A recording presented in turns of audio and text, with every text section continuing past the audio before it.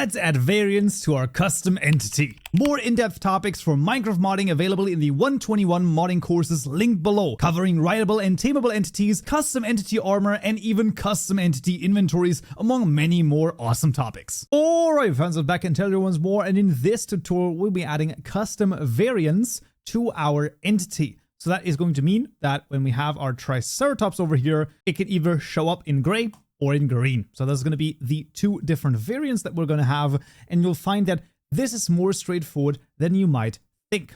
Now for this, we're going to need a new enum that's going to be in our entity package. We're going to right click new Java class called the Triceratops variant, and this is going to be quite interesting. So this is going to be an enum over here, and we're going to make a gray one, and we're going to make a gray one right here, and then also a green one here as well. As you can see, between them, there's a comma, and then the last one is ended with a semicolon. And we're also going to make a constructor for this. So this is the Triceratops variant, and it's going to take in an integer ID.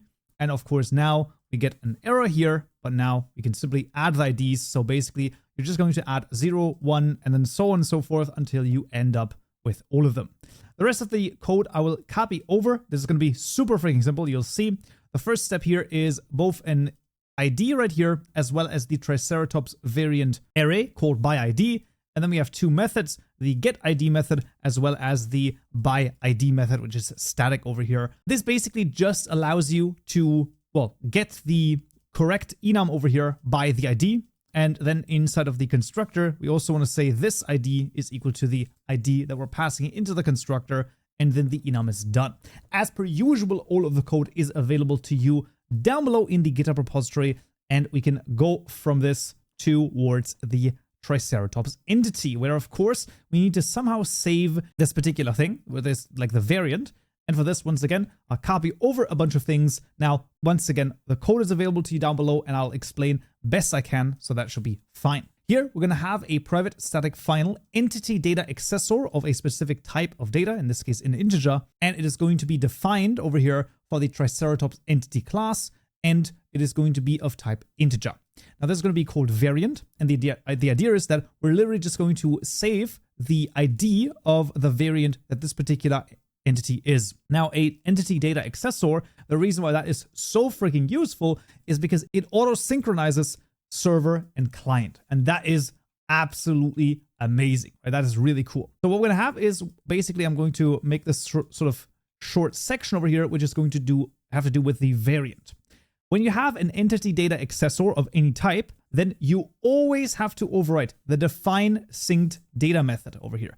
This is extremely important, and in it you want to say pbuilder.define, passing in the entity data accessor and then the default value. This is super important, and it has to be done. Then specifically for the variant, we're going to have three methods. Those are going to be the getType variant. It's going to be the getVariant, where we're going to import the Triceratops variant enum over here.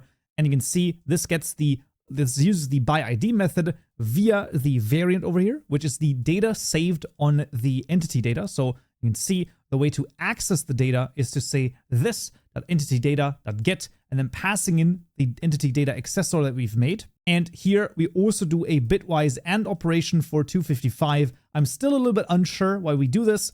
This is just a thing that I've taken, once again, from vanilla, if you can imagine it. So if you press shift twice again, and for example, look at the horse class, so simply type in horse, include non-project items, you will find data ID type variant. Look at this, there it is. And then we have the set type variant. And would you look at that? This is basically going to do the same thing right here. It looks a little bit crazier if we do it like this, but this should, in theory, do exactly the same thing that we're doing here. With that, we now have the three possibilities, right? Setting the variant, getting the variant, and also getting the type immediately. And there's, well, basically one or two more things that we need, and that is to save the variant if we were to go outside the game, right? If we save the world, it needs to be somehow saved. And this is done via the add additional save data method, and then it has to be read in again via the read additional save data method. Extremely important that we override both of those. And then to the compound over here, we're going to put in a integer, which is going to be the variant. So the key here is going to be called variant, and the thing we put in is the get type variant. And a similar thing then happens in the read additional data, where we're going to say this.entityData.set, we're going to set the variant, so passing in the variant over here, and then pCompound.getInteger with the same key that we've used right here. Those two keys have to match exactly, otherwise it's not going to work. The way that the compound tags work is pretty much just like a map, where you map from a specific key over here to a specific value. That's the idea. And then we want to overwrite the finalize spawn method. This is the method that gets called every time one of the Triceratops is going to spawn. And in here, we're going to say Triceratops variant, which is going to be the variant, is equal to util.getRandom, passing in Triceratops variant.values. And the second parameter is this.random. This is going to choose a random variant, and we're going to say this.setVariant variant. Awesome. Now, what we can also do in this case is we also can override the finalize spawn child from breeding method over here, as this is basically going to be, well, a similar thing. And we can basically also do the same thing within it. And then just instead of this, we're going to say pbaby.cast, and we're going to cast this to a Triceratops entity, and then setting the variant. Now, this should always be the case, basically, because, well, I mean, if we spawn a child from breeding, then it should be fine. And here, the baby, while it is nullable, in our case, it should never be nullable, because it should always spawn a baby in this case.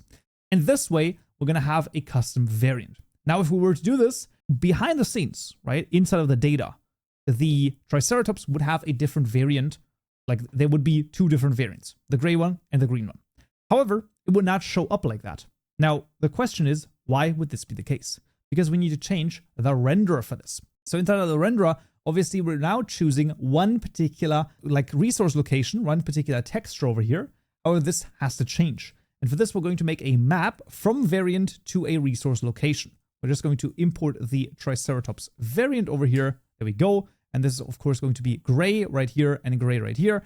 And we can then see that we basically map from a specific variant to a specific texture. I mean, this should not be too complicated to understand.